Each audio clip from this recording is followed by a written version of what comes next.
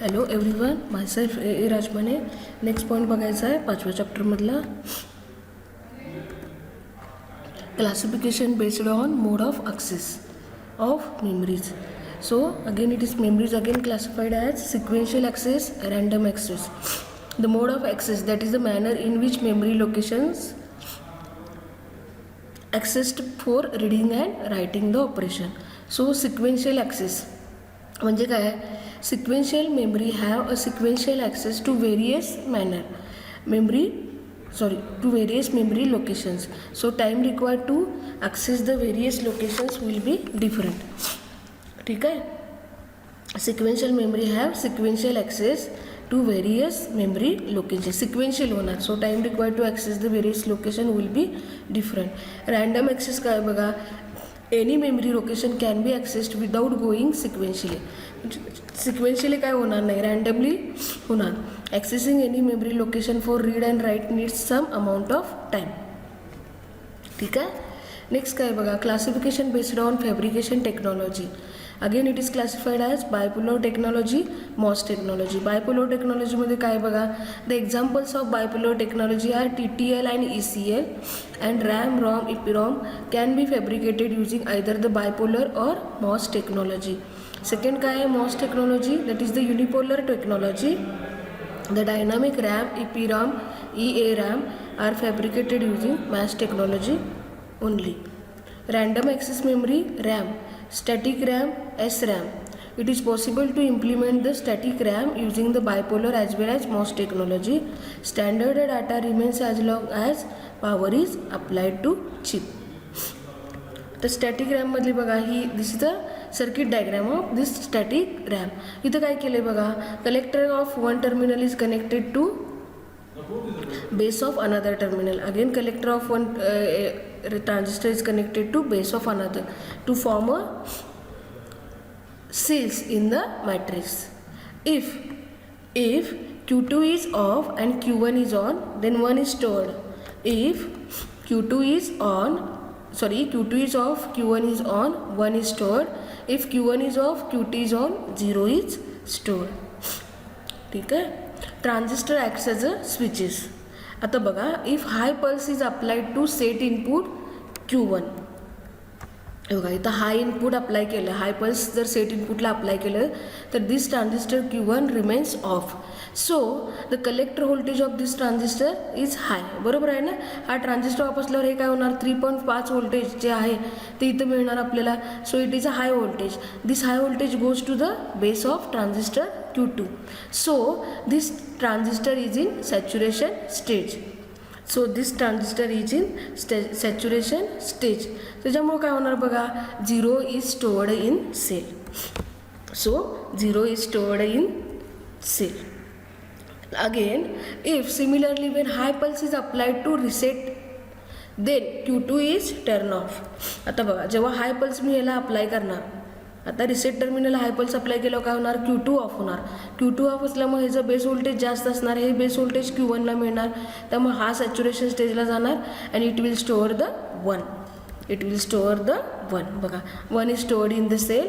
So the large number of such cells are connected in matrix to form make a memory chip. आलं लक्षात. म्हणजे मी काय सांगितलेलं, जेव्हा Q1 ऑन असतोय, Q2 ऑफ असतोय तेव्हा 1 बिट स्टोअर होते. जेव्हा Q1 ऑफ असतोय, Q2 ऑन असतो तेव्हा 0 बिट स्टोअर होते. Transistor acts as a switch. If high pulses is applied to this terminal, set terminal, then Q1 off. So collector voltage of this Q1 is high. This high voltage applied to base of Q2. So Q2 goes into saturation and 1 is stored in cell. ठीक आहे.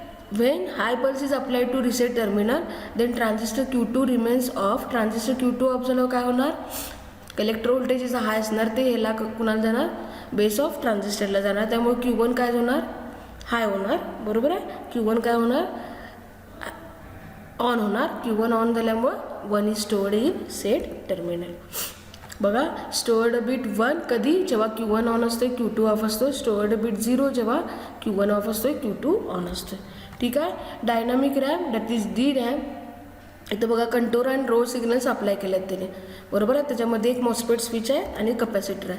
In this dynamic RAM data is stored in the form of charge on capacitor. Data is stored in the form of charge on capacitor. In dynamic RAM cells the sense and control lines are used as column and row signal. Sense and control lines are used as column and row signal, बरोबर आहे. When both this lines are high, then MOSFET acts as a closed switch and charges the capacitor. When both these terminals are high, then MOSFET acts as a closed switch and charges the capacitor. When control and sense are both low, then MOSFET acts as an open switch and remains off. MOSFET acts as an open switch.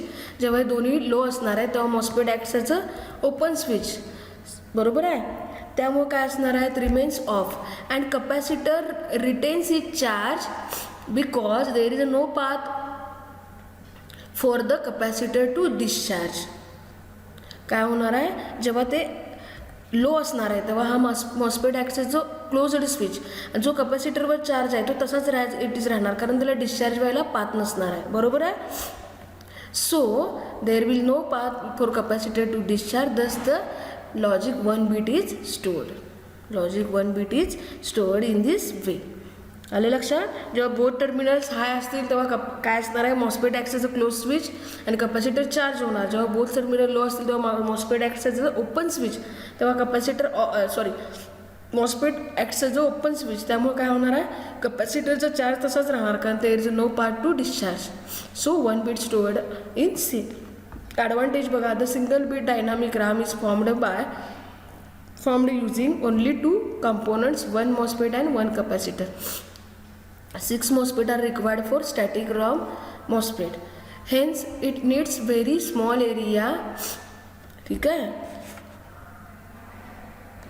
Therefore dynamic RAM consists of memory cell as compared to the static RAM as per area.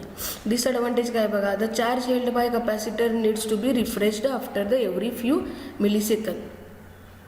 ठीक है, it will lost, otherwise it will lost. So additional circuitry is required for refreshing the circuit. ठीक आहे. इथं आपला RAM रॉमचा part इथं संपलेला आहे. वाचून बघा, समजेल तुम्हाला. थँक्यू.